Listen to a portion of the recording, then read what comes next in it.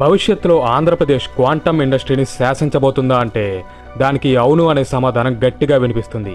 దీనికి కారణం ఆంధ్రప్రదేశ్ గవర్నమెంట్ తీసుకున్న ఒక గేమ్ చేంజింగ్ డెసిషన్. అమరావతిలో దేశంలోనే మొట్టమొదటి క్వాంటమ్ వ్యాలీని ఏర్పాటు చేయడం. ఇది ఆంధ్రప్రదేశ్తో పాటు మొత్తం ఇండియా రూపురేఖలనే మార్చేసే ప్రాజెక్ట్. ఒక్కసారి ఈ క్వాంటమ్ వ్యాలీ అందుబాటులోకి వస్తే అప్పుడు టెక్నాలజీ రంగంలో ఎన్నో విప్లవాత్మక మార్పులు జరుగుతాయి. మన దేశ సైబర్ సెక్యూరిటీ వ్యవస్థ అన్బ్రేకబుల్గా మారుతుంది. వైద్య రంగంలో క్యూర్ అనేదే లేనటువంటి ఎన్నో డిసీజ్లకి మెడిసిన్స్ అందుబాటులోకి వస్తాయి. ఇంపాసిబుల్ అనుకున్న ఎన్నో ప్రాజెక్ట్స్ని ఈజీగా కంప్లీట్ చేయవచ్చు. వాతావరణంలోని మార్పులని, ప్రకృతి వైపరీత్యాలను కూడా ముందే పసిగట్టవచ్చు.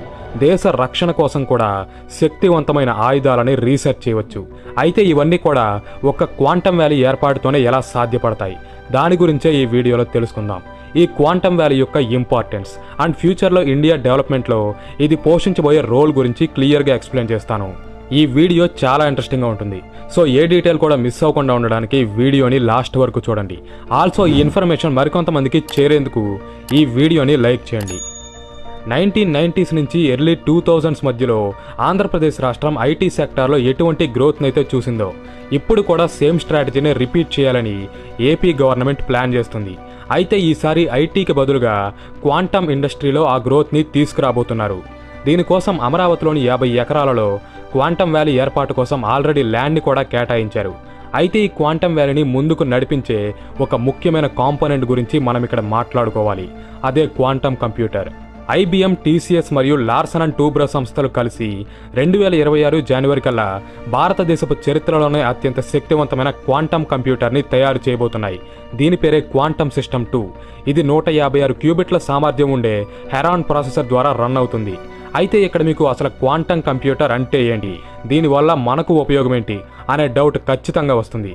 దాని గురించే ఇప్పుడు తెలుసుకుందాం. ప్రస్తుతం మనం వాడే నార్మల్ కంప్యూటర్స్ కన్నా సూపర్ కంప్యూటర్స్ చాలా పవర్ఫుల్గా పనిచేస్తాయని వింటూ ఉంటాం.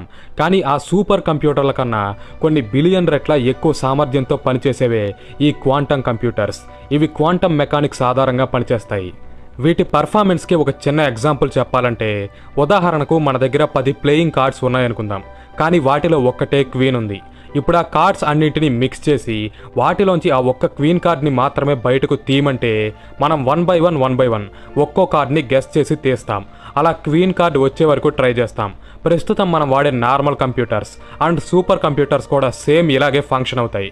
కానీ అదే ప్లేస్లో క్వాంటమ్ కంప్యూటర్ ఉంటే మాత్రం అక్కడ 10 కార్డులు కాదు కదా, 10 కోట్ల కార్డులు ఉన్నా సరే వాటిలోని సింగిల్ క్వీన్ కార్డ్ని మొదటి అటెంప్ట్లోనే 100% యాక్యురసీతో గుర్తించి బయటకు తీస్తుంది. దీన్ని బట్టి